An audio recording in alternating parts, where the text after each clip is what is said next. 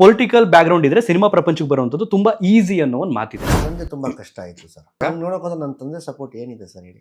Back support ಇಲ್ಲ, ಇಲ್ಲ, moral support ಇಲ್ಲ, ಏನೂ ಇಲ್ಲ, ಫೈನಾನ್ಷಿಯಲ್ ಸಪೋರ್ಟ್ ಇಲ್ಲ, ಯಾವುದಕ್ಕೂ ಇಲ್ಲ. ಕುರಿ ನಾನು ಕುರಿನ ನನ್ನ ಕುಯ್ಯೋದು, ಬಿರಿಯಾನಿ ಮಾಡೋದು, ತಿನ್ನೋದು ನಾನು ಒಬ್ಬನೇ, ಇನ್ನು ಯಾರೂ ಅಲ್ಲ. ತಂದೆ ಆಗಿ ಹೆಂಗ್ ಮಗ ಏನು ನಡೀತಿದೆ ಅಷ್ಟಾದ್ರೂ ಕೇಳಿದ್ರೆ ನಂಗೆ ಒಂದು ಸ್ವಲ್ಪ ಧೈರ್ಯ ಆದ್ರೂ ಸಿಗುತ್ತಲ್ವಾ? ಅದನ್ನು ಇಲ್ವಲ್ಲ. ಮೇ ಬಿ ಈ ಸಿನಿಮಾ ನಂತರ ಇವರು ಬಾಲಿವುಡ್ಗೆ ಏನಾದ್ರು ಜಂಪ್ ಆಗುವಂತ ಸಾಧ್ಯತೆ ಇರಬಹುದು. ನನಗೆ ತುಂಬಾ ಆಫರ್ಗಳು ಬಂತು. ನನಗೆ ಬಾಲಿವುಡ್ ಅಲ್ಲಿ ಎಲ್ಲರೂ ಫ್ರೆಂಡ್ಸು, ಎಲ್ಲ ಇಂಡಸ್ಟ್ರಿ ಆಲ್ಮೋಸ್ಟ್. ತಮಿಳಲ್ಲಿ ಎಲ್ಲರೂ ಫ್ರೆಂಡ್ಸು, ತೆಲುಗಲ್ಲೂ ಫ್ರೆಂಡ್ಸು, ಅಂದ್ರೆ ಆಲ್ಮೋಸ್ಟ್ ಎಲ್ಲಾ ಇಂಡಸ್ಟ್ರಿ ನನಗೆ ಫ್ರೆಂಡ್ಸ್. ರಾಜಕಾರಣಿಗಳ ಮಕ್ಕಳು ಸಿನಿಮಾ ಪ್ರಪಂಚಕ್ಕೆ ಯಾಕೆ ಬರ್ತಾರೆ ಅಂತಂದ್ರೆ ಬೇಗ ಗುರುತಿಸ್ಕೋಬಹುದು, ಅದಾದ ನಂತರ ಮತ್ತೆ ಪೊಲಿಟಿಕಲ್ಗೆ ಜಂಪ್ ಆಗ್ಬೋದು. ನಾನು ಏನೋ ಹೇಳ್ತೀನಿ, ನನಗೆ 1% ರಾಜಕೀಯ ಕಡೆ ಇಂಟ್ರೆಸ್ಟ್ ಇರ್ತಿದ್ರೆ ಇಷ್ಟೊತ್ತಿಗೆ ಆ ಫೀಲ್ಡ್ಗೆ ಇದ್ದು ಇಷ್ಟೊತ್ತಿಗೆ ಎಮ್.ಎಲ್.ಎ ಆಗ್ಬಿಡ್ತಿದ್ದೆ ನಾನು. ಸಿದ್ದರಾಮಯ್ಯ ಸರ್ ನನಗೆ ಮುಂದೆಯಿಂದ ಹಾಲ್ ಟಿಕೆಟ್ ತೊಗೊಂಡು ಕೊಟ್ಟರು 2023 ಚುನಾವಣೆ. ಮುಂದೆನೂ ಇದೇ ತರ ಅಪ್ರೋಚ್ ಬಂದ್ರೆ ಸ್ಟಾರ್ ನಿಂತ್ಕೊಳ್ಬೇಕು ಸರ್. ಇಲ್ಲಿ ಕಲಾವಿದ ಇಲ್ಲ, ಸ್ಟಾರ್ ಆಗಿ ನಿಂತ್ಕೊಳ್ಬೇಕು. ಅದು ನಂಬರ್ 1 ಹೀರೋ ಆಗಿ ನಿಂತ್ಕೊಳ್ಬೇಕು. ಎಲ್ರಿಗೂ ನಮಸ್ಕಾರ. ನಮ್ಮ ನ್ಯೂಸ್ ಅಲರ್ಟ್ ನ ವಿಶೇಷ ಕಾರ್ಯಕ್ರಮಕ್ಕೆ ನಿಮಗೆ ಆತ್ಮೀಯವಾದಂತ ಸ್ವಾಗತ. ಇದೇ ಜನವರಿ 23ನೇ ತಾರೀಕು ರಾಜ್ಯಾದ್ಯಂತ ಬಿಡುಗಡೆಗೆ ಸಿದ್ಧವಾಗಿದೆ ನಮ್ಮ ಕನ್ನಡದ ಕಲ್ಟ್ ಸಿನಿಮಾ. ಸದ್ಯ ಸಿನಿಮಾದ ನಾಯಕ ನಟ ಜಾಹಿದ್ ಖಾನ್ ಅವರು ನಮ್ಮೊಟ್ಟಿಗಿದ್ದಾರೆ. ಈಗ ಅವರನ್ನ ಪರಿಚಯ ಮಾಡಿಕೊಂಡು ಒಂದಷ್ಟು ಪ್ರಶ್ನೆಗಳಿದ್ದಾವೆ, ಕೇಳ್ತಾ ಹೋಗ್ತೀನಿ. ಒಂದಷ್ಟು ಪ್ರಶ್ನೆಗಳನ್ನ ನಾನು ಯೂಶಲಿ ನಾನು ಮೊಬೈಲಲ್ಲಿ ಟೈಪ್ ಮಾಡ್ಕೊಂಡು ಬರಲ್ಲ, ಮುಖಾಮುಖಿ ಕೇಳ್ಕೊಂಡು ಹೋಗ್ಬಿಡ್ತೀನಿ ಯಾವ್ದಾದ್ರು ಇಂಟರ್ವ್ಯೂ ಇದ್ರೆ. ಬಟ್ ಒಂದಷ್ಟು ಕ್ವಶನ್ಸ್ಗಳನ್ನ ನಿಮಗೆ ಅಂತ ರೆಸಿಪಿ ತರ ರೆಡಿ ಮಾಡ್ಕೊಂಡ್ ಬಂದಿದ್ದೀನಿ, ಪಟ್ ಅಂತ ಕೇಳ್ತೀನಿ. ಅದು ಹೋಗ್ತಾ ಹೇಳ್ಕೊಂಡೋಗಿ. ಆರಂಭದಲ್ಲಿ ಕೇಳ್ತೀನಿ, ಹೇಗಿದ್ದೀರಿ? ಫಸ್ಟ್ ಕ್ಲಾಸ್ ಆಗಿದ್ದೀನಿ ಸರ್, ನೀವು ಹೇಗಿದ್ದೀರಾ? ನಾನು ತುಂಬಾ ಚೆನ್ನಾಗಿದ್ದೀನಿ. ಆಫ್ಟರ್ 1 ವರ್ಷ ಆಯಿತು ಅಂತ ಅನ್ಸುತ್ತೆ ನಾನು ಇಂಟರ್ವ್ಯೂಗಳೆಲ್ಲ ಮಾಡಿ. ಮತ್ತೆ ಇಂಟರ್ವ್ಯೂ ಈಗ ನಿಮ್ಮ ಸಿನಿಮಾದಿಂದ ಆರಂಭ ಆಗ್ತಾ ಇದೆ ಈಗ. ಓಕೆ, ಈಗ ಫಸ್ಟ್ ಕ್ವಶನ್ ಬಂದು ನಂದು, ಈಗ ಕಲ್ಟ್ ಅಂತ ಬಂದ್ರೆ ಒಂದು ಕಲ್ಟ್ ಫ್ಯಾನ್ ಬೇಸ್ ಅಂತ ಇದೆ, ಇಲ್ಲ ಒಂದು ಕಲ್ಟ್ ಮೂವೀಸ್ ಅಂತ ಇದೆ, ಇನ್ನೊಂದು ಬಂದ್ರೆ ಕಲ್ಟ್ ಜಿಮ್ಮು. ಈಗ ಪ್ರೀ ಪ್ರಮೋಷನ್ ಮಾಡ್ದಂಗೆ ಆಯ್ತು ಅವ್ರಿಗೆ. ಈಗ ಜಿಮ್ ಅವರಿಗೆ ಏನ್ ಕಲ್ಟ್ ಅಂತಂದ್ರೆ ಇಲ್ಲಿ? ಕಲ್ಟ್ ಅಂದ್ರೆ ಇವನ್ ಕ್ಯಾರೆಕ್ಟರ್ ಸರ್, ಕ್ಯಾರೆಕ್ಟರ್ ಪಾತ್ರ ಏನಿದೆಯೋ ಮಾಧವ ಅನ್ನೋ ಒಂದು ಕ್ಯಾರೆಕ್ಟರ್, ಆ ಕ್ಯಾರೆಕ್ಟರ್ ಕಲ್ಟ್. ಸೊ ಈಗ ನಾನು ಈಗ ಅದನ್ನ ಪದಗಳಲ್ಲಿ ಹೇಳಿದ್ರೆ ನಿಮ್ಗೆ ಅರ್ಥ ಆಗಲ್ಲ, ನೀವು ಸಿನಿಮಾ ನೋಡಿದಾಗ ನಿಮ್ಗೆ ಅರ್ಥ ಆಗತ್ತೆ. ಮಾಧವ ಅನ್ನೋ ಒಂದು ನನ್ನ ಪಾತ್ರದ ಹೆಸರು.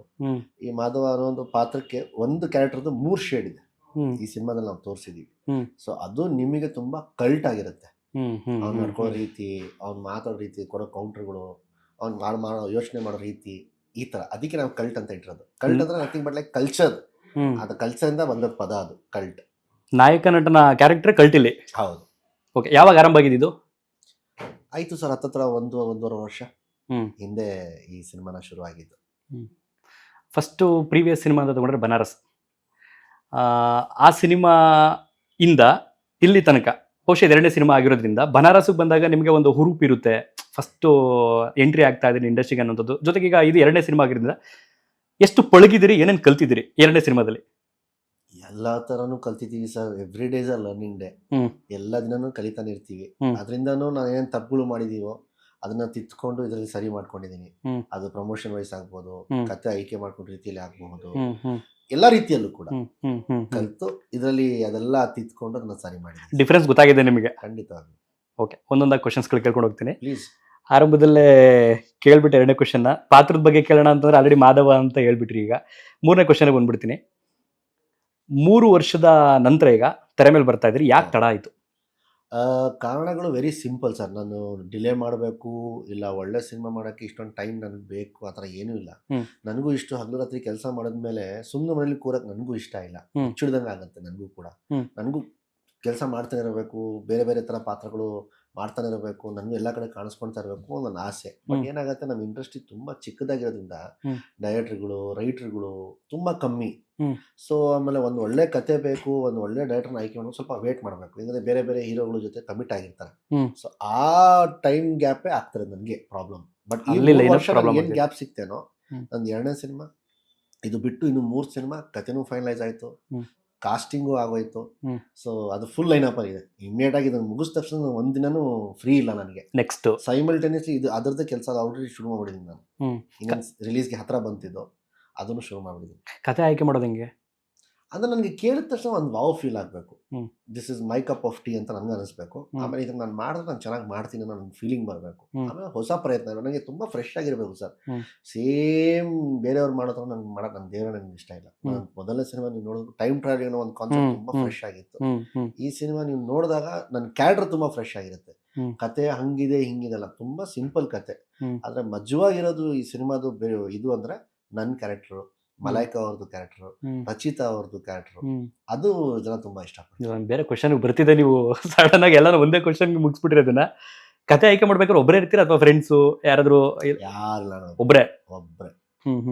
ಎಷ್ಟು ಟೈಮ್ ಸ್ಪೆಂಡ್ ಮಾಡ್ತೀರಿ ಕತೆ ಕೇಳೋದಕ್ಕೆ? ಆರಂಭದಲ್ಲಿ ಯಾರೋ ಒಬ್ಬ ಡೈರೆಕ್ಟರ್ ಬರ್ತಾರೆ ಅಪ್ರೋಚ್ ಮಾಡೋದಕ್ಕೆ. ನನಗೆ ಫಸ್ಟ್ ಏನಂದ್ರೆ ನಾನು ಫುಲ್ 2 hours 3 hours ನಾನು ಕತೆ ಕೇಳಲ್ಲ. ಹ್ಮ್. ಒಂದು 15-20 ನಿಮಿಷ ಅಲ್ಲಿ ಇದು ಒಂದು ಲೈನ್ ನನಗೆ ಹೇಳಬೇಕು. 15-20 ನಿಮಿಷ ಅಲ್ಲಿ ಹ್ಮ್. ಕಥೆಲಿಂದ ಶುರು ಆಗುತ್ತೆ, ಹೀರೋ ಇದು ಮಾಡ್ತಾನೆ, ಇದು ಇಂಟರ್ವಲ್ ಬ್ಲಾಕ್, ಇದು ಎಂಡ್. ನನಗೆ ಹಾಡುಗಳು ಸಿಚುವೇಶನ್ ಹೇಳ್ಬೇಕು. ಅವರು ಹ್ಮ್. ಫುಲ್ ಸ್ಕ್ರೀನ್ ಪ್ಲೇ ಎಲ್ಲ ಹೇಳಿದಾಗ ಸಿಚುವೇಶನ್ ಫೈಟ್. ನನಗೆ ಸುಮ್ಮನೆ ಹಾಡು ಹಾಕ್ಬೇಕಲ್ಲಿ ಸುಮ್ಮನೆ ಹಾ. ಫೈಟ್ ಹಾಕೋ ನನಗೆ ಇಷ್ಟ ಇಲ್ಲ. ಹ್ಮ್. ನನ್ನ ಸ್ವಲ್ಪ ಬೇರೆ ಥರ ಅಂದರೆ ಸಿನಿಮಾ ಅದ್ರ ರಿಕ್ವೈರ್ಮೆಂಟ್ ಅಲ್ಲಿ ಇರಬೇಕು. ಅದು ಹ್ಮ್. ಕತೆ ಅಲ್ಲಿ ಆ ಜಾಗ ಕೇಳಬೇಕು. ಹ್ಮ್. ಇಲ್ಲ ಇಲ್ಲಿ ಒಂದು ಫೈಟ್ ಬೇಕು, ಹ್ಮ್. ಇಲ್ಲಿ ಒಂದು ಹಾಡು ಬೇಕು ಅಂತ ಅಲ್ಲಿ ನಾನು ಹಾಕೊಳಕ್ ಬಿಡಲ್ಲ. ಹ್ಮ್. ಸೊ ಅದು ಫಸ್ಟ್ ಹಂಗೆ ಕೇಳಿದಾಗ ನನಗೆ ಇಂಪ್ರೆಸ್ ಆಯಿತು ಅಂದರೆ ಹ್ಮ್. ಮತ್ತೆ ನಾನು 2.5 hours ರೀಡಿಂಗ್ ನಾನು ಕೂತ್ಕೊಂಡು. ಒಂದು ಸಿನಿಮಾ ಅಂತ ಬಂದ್ರೆ ಎಕ್ಸಾಂಪಲ್ ಈಗ ಒಂದು ತಟ್ಟೆಲಿರೋ ಫುಲ್ ಮೀಲ್ಸ್, ಪಲ್ಯನೂ ಇರುತ್ತೆ, ಉಪ್ಪಿನಕಾಯಿ ಇರುತ್ತೆ, ಹಪ್ಪಳ ಇರುತ್ತೆ, ಪ್ರತಿಯೊಂದು ಇರುತ್ತೆ. ಯಾವ್ದು ಜಾಸ್ತಿ ಫೋಕಸ್ ಕೊಡ್ತೀರಿ? ಟೈಟ್ಲ್ಗ ಅಥವಾ ಆಕ್ಷನ್ ಸೀಕ್ವೆನ್ಸ್ಗ ಅಥವಾ ಸಾಂಗ್ಸ್ಗಳ್ಗ ಅಥವಾ ಕತೆಗ ಅಥವಾ ಕತೆಲಿರೋ ಸ್ಕ್ರೀನ್ ಪ್ಲೇಗ? ಎಲ್ಲಾ ತರಗೂ ಕೊಡ್ಬೋದು. ಏನಕ್ಕಂದ್ರೆ ನಾನು ಬನಾರಸ್ ಅಲ್ಲಿ ನನಗೆ ಜಯತೀರ್ಥ ಸರ್ ಏನ್ ಪೋರ್ಟ್ರೇ ಮಾಡಿದ್ರು, ಇದು ಡೆಡ್ ಆಪೋಸಿಟ್ ಇದು. ಹ್ಮ್. ಅಲ್ಲಿ ಒಂದೇ ಒಂದು ಫೈಟ್ ಮಾಡಿದ್ದು, ಚಿಕ್ಕದ್ ಫೈಟ್. ಹ್ಮ್. ಇದು 3 ಕಮರ್ಷಿಯಲ್ಸ್ ಫೈಟ್ ಇದೆ ಈ ಸಿನಿಮಾದಲ್ಲಿ. ಹ್ಮ್. ನೆಕ್ಸ್ಟ್ ಲೆವೆಲ್ ಬೇರೆ ತರ. ಹ್ಮ್. ಫಸ್ಟ್ ಟೈಮ್ ಡಾನ್ಸ್ ಬೇರೆ ಮಾಡ್ಬಿಟ್ಟಿದೀನಿ. ಹ್ಮ್. ಆಮೇಲೆ ನನ್ನ ಸಿನಿಮಾದ 3 ಶೇಡ್ ಆಗಿರೋದ್ರಿಂದ ಹ್ಮ್. ಸೊ ಜನ ಅಂತೂ ತುಂಬಾ ಅದೇ ಎಷ್ಟೋ ಜನಕ್ಕೆ ಇದೇ ಡೆಬ್ಯೂ ಅಂತ ಅನ್ಕೊಂಡ್ಬಿಡ್ತಾರೆ. ಯಾರೋ ಹ್ಮ್. ಹೊಸ ಹುಡುಗ ಡೆಬ್ಯೂ ಆಗಿರ್ಬೇಕೇನೋ ಅಂತ ಹ್ಮ್. ಆ ತರ ಅನ್ಕೊಂಡ್ಬಿಡ್ತಾರೆ. ಬಹುಶಃ ನನಗನ್ಸುತ್ತೆ ಕಳೆದ ಒಂದು ವರ್ಷದಿಂದ ಈ ಸಿನಿಮಾದ ಪ್ರಮೋಷನ್ ಆಗ್ತಾನೆ ಐತೆ. ಎಲ್ಲಿ ಹೋದ್ರು ಕಲ್ಟ್ ಕಲ್ಟ್ ಕಲ್ಟ್ ಮಾಡ್ಬೇಕಲ್ಲ ಸರ್, ಎಲ್ಲಾ ಕಡೆ ಕಾಣಿಸ್ಕೊಳ್ಬೇಕು. ಹ್ಮ್. ಯಾಕಂದ್ರೆ ನಾವಿರೋ ಇಂಡಸ್ಟ್ರಿಯಲ್ಲಿ ಹ್ಮ್. ಎಷ್ಟೇ ಪ್ರಮೋಷನ್ಸ್ ಮಾಡೋದು ಕಮ್ಮಿನೇ. ಯಾಕಂದ್ರೆ people has a very short memory. Hmm. ಅವ್ರಿಗೆ ಆಗ ಅವ್ರಿಗೆ ಹೇಳ್ತಾನೆ ಇರಬೇಕು cult cult cult cult cult ಅಂತ. ಆವಾಗ ಅವ್ರಿಗೆ ಒಂದು ಕುತೂಹಲ ಆಗಿ ಅವ್ರ ಫ್ಯಾಮಿಲಿ ಸಮೇತ ಥಿಯೇಟ್ರಿಗೆ ಬಂದು ಸಿನಿಮಾ ನೋಡೋದು. ಇಲ್ಲಾಂದ್ರೆ ಜನ ಥಿಯೇಟ್ರಿಗೆ ಬರಲ್ಲ. ಅದು ನಿಮಗೂ ಗೊತ್ತು ಈಗಿರೋ ಪರಿಸ್ಥಿತಿ ನಮ್ಮ ಇಂಡಸ್ಟ್ರಿದು. ಹಂಗಾಗಿ ನಾವು ಪ್ರಮೋಷನ್ಸ್ ಡೇ ಒನ್ನಿಂದನೂ ನಾವು ಪ್ರಮೋಷನ್ಸ್ ಎಲ್ಲೂ ಕಮ್ಮಿ ಮಾಡಿಲ್ಲ. ಆಮೇಲೆ ಇವತ್ತವರೆಗೂ ನಾವು ಬಿಟ್ಕೊಂಡು ಬಂದಿರೋ ಎಲ್ಲ ಕಂಟೆಂಟು ಕೂಡ ದೇವ್ರ ದಯೆಯಿಂದ ಬೈ ಗಾಡ್ ಗ್ರೇಸ್ ಎಲ್ಲರೂ ಜನ ಮೆಚ್ಚಿದ್ದಾರೆ. ಮನೆಯಲ್ಲಿ ನಿಮ್ಮ ಈ ಸಿನಿಮಾ ಕ್ಯಾರೆಕ್ಟರ್ ತರ ರಿಸೀವ್ ಮಾಡ್ಕೊಳ್ತಾರೆ. ಎಕ್ಸಾಂಪಲ್ ಇವಾಗ ಒಂದು ಪೋಸ್ಟರ್ ನೋಡಿದ್ನಲ್ಲ, ಅದರಲ್ಲಿ ಸಿಗರೇಟ್ ಹೊಡಿತಾರೆ, ಹುಡುಗಿ ಕಾಲಲ್ಲಿ ಸಿಗರೇಟ್ ಸೇರ್ತಾರೆ, ಒಂದು ಸೀನ್ ಐತೆ. ಮನೆಯಲ್ಲಿ ಆಲ್ರೆಡಿ ನೋಡಿರ್ತಾರೆ ಅಂತ ಅನ್ಕೊಳ್ತೀನಿ ನಿಮ್ಮ ತಂದೆ. ನೋಡಿದ್ದಾರೆ. ಏನಂತ ಈ ಥರ ಯಾವುದು ಚರ್ಚೆ ಆಗಲ್ಲ ಸರ್. ಸಿನಿಮಾ ಬಗ್ಗೆ ಏನು ಟಾಕ್ಸ್ ಆಗಲ್ಲ. ನಿಮಗೆ ಅನ್ಸುತ್ತೆ ತಂದೆ ಮುಂದೆ ಈಗ ನಮ್ಗೆ ಯಾವ್ದಾದ್ರು ಸ್ವಲ್ಪ ನನಗೆ ಭಯ ಆಗತ್ತೆ. ಈಗ ಇದೆಲ್ಲ ನೋಡಿರ್ತಾರಲ್ಲ, ಅವ್ರನ್ನ ಹೆಂಗ್ ಫೇಸ್ ಮಾಡೋದು, ಹಿಂಗ್ ಮಾಡೋದು ಅಂತ ಹೇಳಿ. ಬಟ್ ಈಗ ಆ ಥರ ಸಂದರ್ಭಗಳು ಬಂದಾಗ ನಾನು ಅಂಥವ್ರನ್ನ ಮಾತಾಡ್ಸ್ಲೇಬೇಕು, ಭೇಟಿ ಆಗಲೇಬೇಕು, ಮುಂದೆ ನಿಂತ್ಕೊಳ್ಲೇಬೇಕು. ಬಟ್ ಆ ಥರ ನಮ್ಮ ಫ್ಯಾಮಿಲಿ ಯಾರು ಸಿನಿಮಾ ಬಗ್ಗೆ ಯಾರು ಡಿಸ್ಕಸ್ ಮಾಡಿ. ನಾನು ಯಾಕೆ ಕೇಳಿದೆ ಪ್ರಶ್ನೆ ಅಂತಂದ್ರೆ, ಕೆಲವೊಂದು ಸಿನಿಮಾಗಳನ್ನ ಫ್ಯಾಮಿಲಿ ಜೊತೆ ಕುತ್ಕೊಂಡು ನೋಡೋಕೆ ಸೀನ್ಗಳು ಬಂದಾಗ ನಾವು ಮುಜುಗರಕ್ಕೊಳಗಾಗ್ಬಿಡ್ತೀವಿ. ನಾನು ಆ ಥರ ಸಿನಿಮಾನು ಮಾಡಕ್ ಹೋಗಲ್ಲ. ಅಲ್ಲ ನಾನು ಹೇಳಿದ ಅದಕ್ಕಲ್ಲ. ನೀವು ಈಗ ಸಿಗರೇಟ್ ಸೀನ್ ಮಾಡಿದಿರಲ್ಲ, ಈಗ ನಮ್ಮಪ್ಪ ಏನ್ ಅನ್ಕೋಬಹುದು ಈ ತರ 100% ಬಂತು. ಅದು ಹೋಗ್ತಾ ಹೋಗ್ತಾ ಹೋಗ್ತಾ ಹೋಗ್ಲಿ ಬಿಡು, ಸಿನಿಮಾ ಅಲ್ವಾ ಓಕೆ. ಸುಮ್ಮನೆ ನಾನಂತೂ ಸುಮ್ಮನೆ ಆಗ್ಬಿಟ್ಟೆ. ನಮ್ಮ ತಂದೆ ತಾಯಿ ಏನು ಆ ಥರ ಏನು ಮಾಡಿಲ್ಲ, ಯಾಕೆ ಮಾಡಿಲ್ಲ. ಫಸ್ಟ್ ಸಿನಿಮಾದಲ್ಲಿ ಒಬ್ರು ಹೀರೋನು, ಸೆಕೆಂಡ್ ಸಿನಿಮಾದಲ್ಲಿ ಇಬ್ರು ಹೀರೋನು. ಏನಕ್ಕೆ ಅನ್ಸ್ಬಿಟ್ಟಿದ್ದು? ಹೆಂಗೆ? 3ನೇ ಸಿನಿಮಾದಲ್ಲೂ ಇಬ್ರು ಹೀರೋಯಿನ್. ಹೌದಾ? ಆಲ್ರೆಡಿ ರೆಡಿ ಆಗಿದೆ, ಅದನ್ನು ಆಗ್ತಾ ಇದೆ. ಫಸ್ಟ್ ಕಲ್ಟ್ ಅಂದ್ರೆ ಇಬ್ರು ಹೀರೋಯಿನ್ಗಳಿಗೂ ಡ್ಯೂರೇಷನ್ ಜೊತೆಗೆ ಸ್ಕ್ರೀನ್ ಸ್ಪೇಸ್. ನಂದು ಒಂದು ರೂಲ್ ಸರ್, ಹ್ಮ್. ಯಾವ ಆರ್ಟಿಸ್ಟ್ಗಳು ಹಾಕೊಂಡ್ರು ಕೂಡ ಅವ್ರದ್ದೊಂದು ತೂಕ ಇರಬೇಕು. ಸುಮ್ಮನೆ ಹಿಂಗ್ ಬಂದ್ ಹಿಂಗ್ ಹೋಗೋದು ನನ್ಗೆ ಇಷ್ಟ ಇಲ್ಲ. ಆ ಪಾತ್ರ ಜಡ್ಜ್ಮೆಂಟ್ ಬರಬೇಕು, ಜೊತೆಗೆ ಆ ಪಾತ್ರ ಏನ್ ತೂಕ ಇದೆ ಅಂತ ತೋರಿಸ್ಕೊಂಡು ಹೋಗ್ಬೇಕು. 100%. ನನ್ನ ಸಿನಿಮಾದಲ್ಲಿ ಯಾರೇ ಆರ್ಟಿಸ್ಟ್ ಕೆಲಸ ಮಾಡ್ತದೆ, all of them are lucky. ಅವ್ರಿಗೆ ಏನ್ ಸ್ಪೇಸ್ ಕೊಡ್ಬೇಕು ಅದು ನಾನು ಕೊಟ್ಟೇ ಕೊಡ್ತೀನಿ. ನನಗೆ ಎಷ್ಟೋ ಸತಿ ನಮ್ಮ ಡೈರೆಕ್ಟರ್ ಹೇಳ್ತಾರೆ, ಬೇಡ ನೀವು ಮುಂದೆ ಬನ್ನಿ, ನಾನು ಒಬ್ಬನಿಂದ ಸಿನಿಮಾ ಅಲ್ಲ ಸರ್ ಇದು. ಅವ್ರು ಹಾಕಿರೋ ತೂಕನೂ ಅವ್ರು ಹಾಕಿರೋ ಎಫರ್ಟ್ಸು ಇರುತ್ತೆ, ಅದನ್ನು ನಾವು ಮೆಚ್ಚಿಸ್ಬೇಕು. ಬೇರೆಯವ್ರು ಹಂಗೆ ಮಾಡ್ತಾ ಅಂತ ಹೇಳ್ಬಿಟ್ಟು ನಾವು ಹಂಗೆ ಮಾಡಿದ್ರೆ ಅದಕ್ಕೇನು ಸರ್ ವ್ಯತ್ಯಾಸ? ಬಿಡಿ, ಪಾಪ ಅವರು ಬೆಳೀಲಿ. ಅದು ಹೌದು ಸಿನಿಮಾನೇ.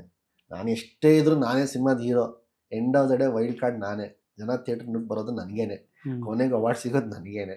ಪಾಪ ಅವ್ರಿಗೂ ಒಂದು ಸ್ವಲ್ಪ ಹೆಸರು ಆಗಲಿ ಬಿಡಿ. ನಾನು ಯಾಕೆ 3 ವರ್ಷ ಯಾಕೆ ತಡ ಆಯಿತು ಅಂದರೆ, ಈಗ ಲರ್ನಿಂಗು ಕಲ್ತಿದ್ದಾರೆ. ಓಕೆ, ಈಗ ಕ್ವಶನ್ಸ್ಗಳಿಗೆ ಬಂದ್ಬಿಡ್ತೀನಿ. ಈಗ ಪೊಲಿಟಿಕಲ್ ಬ್ಯಾಕ್ಗ್ರೌಂಡ್ ಇದ್ರೆ ಸಿನಿಮಾ ಪ್ರಪಂಚಕ್ಕೆ ಬರುವಂಥದ್ದು ತುಂಬ ಈಸಿ ಅನ್ನೋ ಒಂದು ಮಾತಿದೆ. ನಿಮ್ಮ ಕೆರಿಯರ್ನಲ್ಲಿ ಅಥವಾ ನಿಮ್ಮ ಜೀವನದಲ್ಲಿ ಈ ಪ್ರಶ್ನೆಗೆ ನಿಮ್ಮ ಉತ್ತರ ಏನಿರುತ್ತೆ? ನನಗೆ ತುಂಬ ಕಷ್ಟ ಆಯಿತು ಸರ್. ಯಾಕೆ? ಒಂದು ಏನಾಗುತ್ತೆ, ನಾನು ನೋಡಿದ ತಕ್ಷಣ ತಲೆಯಲ್ಲಿ ಇದು ಓಡ್ತಾ ಇರುತ್ತೆ, ಮನಿ ಇವನಿಂದ ಎಷ್ಟು ಕಿತ್ಕೊಂಡು ಬಂದು ನಾವು. ಯಾರು ಆ ಥರ ಅನ್ಕೊಳ್ತಾರೆ? ಓಕೆ, ಹಂಗೆ ಅನ್ಸಿದೆ ನಿಮಗೆ? 100%. ಅಥವಾ ನೀವು ಸಿನಿಮಾ ಪ್ರಪಂಚಕ್ಕೆ ಬರೋಕ್ಕೆ ಮುಂಚೆ ಅನ್ಸಿತ್ತಾ ಅಥವಾ ಬಂದ ಮೇಲೂ ಹಂಗೆ ಅನ್ಸಿದೆ? ಬಂದ ಮೇಲೆ. ಬರೋಕ್ ಮುಂಚೆ ನನಗೆ ಆ ಅಭಿಪ್ರಾಯ ಇರಲಿಲ್ಲ. ಬಂದ ಮೇಲೆ ಸರ್ ದುಡ್ಡು ತಗೊಳ್ಳಿ, ಬೇಜಾರಿಲ್ಲ ನನಗೆ. ಆದ್ರೆ ದುಡ್ಡು ತಗೊಂಡ್ಮೇಲೆ ಅದು ನಿಯತ್ತಾಗಿ ಕೆಲಸ ಮಾಡ್ಬೇಕಲ್ಲ, ಅದನ್ನು ಮಾಡಲ್ಲ ಇಲ್ಲಿ. ನನಗೆ ಕುರಿ ನನ್ನ ಕುರಿನ ನನ್ನ ಕುಯ್ಯೋದು, ಬಿರಿಯಾನಿ ಮಾಡೋದು, ತಿನ್ನೋದು ನಾನು ಒಬ್ಬನೇ, ಇನ್ ಯಾರು ಅಲ್ಲ. ಬಹುಶಃ ಇದಕ್ಕೆ ಕಾರಣ ಆದವ್ರು ನಿಮ್ ತಂದೆ ಇರಬೇಕು. ನಿಮ್ ತಂದೆಯವರಿಗೆ ಕಾರ್ಯಕರ್ತರು ಅವ್ರಿವ್ರು ಸಿಕ್ಕಾಗ ದುಡ್ಡು ಕೊಡ್ತಾರಲ್ಲ, ಮೇ ಬಿ ಇವರು ಹಂಗೆ ಖರ್ಚು ಮಾಡ್ಬೋದು ಅನ್ನೋದ್ರ. ಶ್ರೀಮಂತರು ಮಕ್ಕಳು ಅಂತ ತಕ್ಷಣ ಇಲ್ಲಿ ಆಡೋದಂಗೆ. ನನ್ನ ಬಿಟ್ಟಾಕಿ ಸರ್, ಒಳ್ಳೊಳ್ಳೆ ನಿರ್ಮಾಪಕರು ಬರ್ತಾರಲ್ಲ, ಅವ್ರಿಗೆ ಪಾಪ ಬದುಕಕ್ಕೆ ಬಿಡಲ್ಲ. ಕೆಲವು ಅಷ್ಟು ಸುಮಾರು ಇದ್ದಾರೆ, ನನ್ನ ಹೆಸರುಗಳು ಬೇಡ, ಡೈರೆಕ್ಟರ್ಸ್ಗಳು ಆಗ್ಬೋದು, ಮಲಗಿಸ್ಬಿಟ್ಟಿದ್ದಾರೆ. ಯಾರೇ ಪೊಲಿಟಿಕಲ್ ಬ್ಯಾಕ್ ಗ್ರೌಂಡ್ ಅಲ್ಲಿ ಬಂದ್ರು ಅವ್ರ ಹತ್ರ ದುಡ್ಡಿದೆ, ಕಿತ್ಕೊಳ್ಳೋಣ, ಖರ್ಚು ಮಾಡ್ಸೋಣ ಅನ್ನೋ ಮನಸ್ಥಿತಿ ಅಂತ ಅಷ್ಟೇ ಅಲ್ಲ ಸರ್, ದುಡ್ಡಿರೋರು ಬಂದ್ರೆ ಒಳ್ಳೆ ಪ್ಯಾಷನೇಟ್ ಪ್ರೊಡ್ಯೂಸರ್, ದೊಡ್ಡ ಬಜೆಟ್ ಅಲ್ಲಿ ಸಿನಿಮಾ ಮಾಡೋಣ, ದೊಡ್ಡ ಸ್ಕೇಲಲ್ಲಿ ಮಾಡೋಣ ಅಂತ ಪಾಪ ಆಸೆ ಪಡ್ಕೊಂಡು ಬಂದಿರ್ತಾರೆ. ಅವ್ನು ಒಂದೇ ಸಿನಿಮಾನೇ ಮಲಗಿಸ್ಬಿಟ್ಟಿರ್ತಾರೆ. ಅವ್ನು ನೆಕ್ಸ್ಟ್ ಸಿನಿಮಾ ಮುಂದೆನೇ ಬರಲ್ಲ. ಅಯ್ಯೋ ಯಾವನ್ ಬೇಕಪ್ಪ ಇವರು ಸವಾಸ, ಪಾಪ ಅವರು ಕಲಿಯಕ್ಕಂತ ಬಂದಿರ್ತಾರೆ.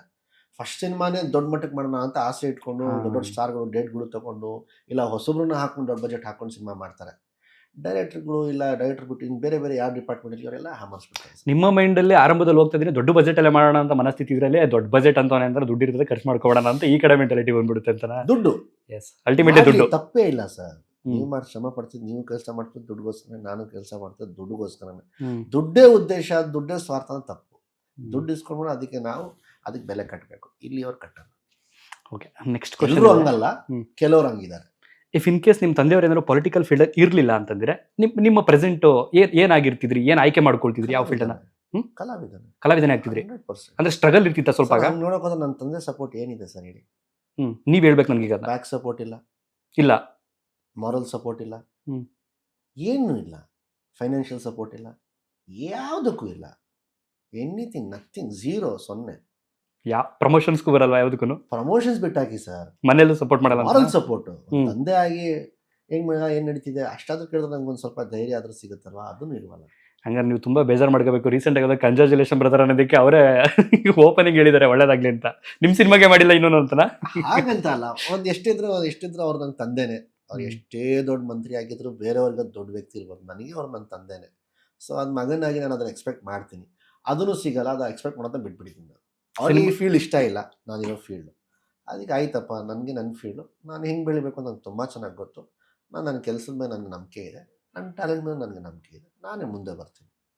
ಬಟ್ ಇದರಲ್ಲಿ ಇನ್ನೊಂದು ಕ್ವಶನ್ ನಾನು ಕೇಳೋದಾದ್ರೆ, ರಾಜಕಾರಣಿಗಳ ಮಕ್ಕಳು ಅಥವಾ ಪೊಲಿಟಿಕಲ್ ಬ್ಯಾಕ್ಗ್ರೌಂಡಲ್ಲಿರುವಂಥವ್ರ ಮಕ್ಕಳು ಸಿನಿಮಾ ಪ್ರಪಂಚಕ್ಕೆ ಯಾಕೆ ಬರ್ತಾರೆ ಅಂತಂದರೆ, ಬೇಗ ಗುರುತಿಸ್ಕೋಬೋದು, ಅದಾದ ನಂತರ ಮತ್ತೆ ಪೊಲಿಟಿಕಲ್ಗೆ ಜಂಪ್ ಆಗ್ಬೋದು ಅನ್ನುವಂಥದ್ದೊಂದು ಟಾಕ್ಸ್ ಇದೆ. ಟಾಕ್ಸ್ ಅನ್ನೋದಕ್ಕಿಂತ ನಾನು ನೇರವಾಗಿ ಕೇಳ್ತೀನಿ, ಕರೆಕ್ಟ್ ಅಲ್ವಾ? ಸಮಾಜದಲ್ಲಿ ಒಂದು ಪ್ರಶ್ನೆ ಇದೆ, ಯಾಕೆ ಬರ್ತಾರೆ ಅಂತಂದ್ರೆ ಫಸ್ಟ್ ನೀನು ಗುರುತಿಸ್ಕೋ, ಜನಗಳಿಗೆ ಇವನು ಇಂಥವನಂತ ಗೊತ್ತಾಗುತ್ತೆ. ಅದಾದ್ಮೇಲೆ ನೀನು ಸಿನಿಮಾ ಮಾಡ್ತೀಯಾ, ಏನ್ ಮಾಡ್ತೀಯಾ, ಕಂಟಿನ್ಯೂಟಿ ಮಾಡ್ತೀಯ ಅಂದ್ರೆ ನಿನ್ನ ಹಣೆ ಬರ. ಇಲ್ಲ ಅಂದ್ರೆ ನೇರವಾಗಿ ನಿನ್ಗೊಂದು ಜಾಗ ಕಲಿಯುತ್ತೆ, ಬಂದ್ ಮಾಡ್ಕೊಂಡು ಹೋಗೋಣ ಹತ್ರ ಐತೆ. ನಿಮ್ಮ ಮುಂದಿನ ನಡೆ ಏನಿರುತ್ತೆ? ನೀವೊಂದು ಚಿಕ್ಕ ಪ್ರಶ್ನೆ ಕೇಳಬಹುದು. ಖಂಡಿತ ಕೇಳಿ. ಒಂದು ಎಕ್ಸಾಂಪಲ್ ತೋರಿಸಿ ಸರ್ ನನಗೆ.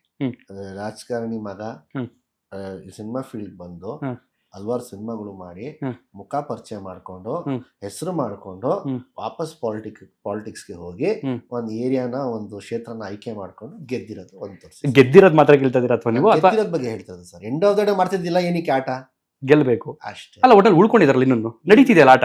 ಏನ್ ಆಟ ನಡೀತಿದೆ? ಇವತ್ತೆಲ್ಲ ನಾಳೆ ಗೆಲ್ತೀವೋ ನಂಬಿಕೆ. ನಾನು ಎಲ್ಲರಿಗೂ ಹೇಳೋದು ಒಂದೇ, ನಾವು ಎಷ್ಟು ಸತಿ ಸೋಲ್ತೀವೋ ಎಷ್ಟು ಸತಿ ಗೆದ್ದಿದ್ದೀವೋ ಲೆಕ್ಕ ಅಲ್ಲ. ನಾನಿಂದ ಎದ್ದೊಳುವಾಗ ನಾನು ಗೆದ್ನೋ ಸೋತ್ನೋ ಅದೇ ಲೆಕ್ಕ.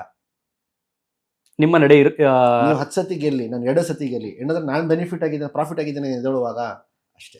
ಅಲ್ಲ, ನೆಕ್ಸ್ಟ್ ನೀವು ಸಿನಿಮಾ ಪ್ರಪಂಚದಿಂದ ರಾಜಕೀಯಕ್ಕೆ ನಿಮ್ಗೆ ಆಸಕ್ತಿ ಇಲ್ಲ ಹಾಗಾದ್ರೆ? ಇಲ್ಲ ಸರ್, ನನ್ನ ದೇವರನ್ನ ಇಂಟ್ರೆಸ್ಟ್ ಇಲ್ಲ. ನಾನು ದೇವರನ್ನ ಹೇಳ್ತೀನಿ, ನನಗೆ 1% ರಾಜಕೀಯ ಕಡೆ ಇಂಟ್ರೆಸ್ಟ್ ಇರ್ತಿದ್ರೆ ಇಷ್ಟೊತ್ತಿಗೆ ಆ ಫೀಲ್ಡ್ಗೆ ಇದ್ದು ಇಷ್ಟೊತ್ತಿಗೆ ಎಮ್.ಎಲ್.ಎ ಆಗ್ಬಿಡ್ತಿದ್ದೆ ನಾನು. ಸಿದ್ದರಾಮಯ್ಯ ಸರ್ ನನಗೆ ಮುಂದೆಯಿಂದ ಹಾಲ್ ಟಿಕೆಟ್ ತೊಗೊಂಡು ಕೊಟ್ಟರು 2023 ಚುನಾವಣೆಯಲ್ಲಿ ಒಂದು ಕ್ಷೇತ್ರದಿಂದ, ನೀನು ನಿಂತ್ಕೊ ಅಂತೇಳಿ. ನನಗೆ ಅದು ಆಗಿ ಬರಲ್ಲ ಸರ್, ನನಗೆ ಅದು ಬೇಕಾಗೂ ಇಲ್ಲ ಅಂತ ನಮ್ಮ ಅಪ್ಪಾಗೆ ಹೇಳಿದ್ರು. ನೋಡೋ ಜಮೀನು ಏನಾದ್ರು ಅರ್ಥ ಮಾಡಿಸು ಅಂತ. ಇಲ್ಲ ಸರ್, ನಾನಂತೂ ಅವ್ನ ತಂಟೆಗೆ ಹೋಗಲ್ಲ, ಅವನಿಷ್ಟ, ಅವ್ನಿಲ್ಲ ಅಂದಮೇಲೆ ನಾನೇನು ಹೇಳೋದು, ನನಗೂ ಇಷ್ಟ ಇಲ್ಲ. ನೀವು ದೊಡ್ಡವರು, ನೀವೇನೋ ಹೇಳ್ತಿದ್ದೀರಾ, ನನ್ನ ಮಗನಲ್ಲ ನಿಮ್ಮ ಮಗನೂ ಅವನು, ಅಂದರೆ ನನ್ನ ಮಗ ನಿಮ್ಮ ಮಗ ಥರನೇ, ನೀವು ಅವನು ಹ್ಞೂ ಅಂದರೆ ನನಗೇನು ಅಭ್ಯಂತರ ಇಲ್ಲ ಅಂತ. ನನಗಿಲ್ಲ ಸರ್. ಅಷ್ಟೊತ್ತು ಕಾಲೇ ಬನಾರಸ್ ರಿಲೀಸ್ ಆಗೋಗಿತ್ತಲ್ಲ, 2023-22 ಬನಾರಸ್ ಅದೇ ರಿಲೀಸ್ ಆಗೋಗಿತ್ತು.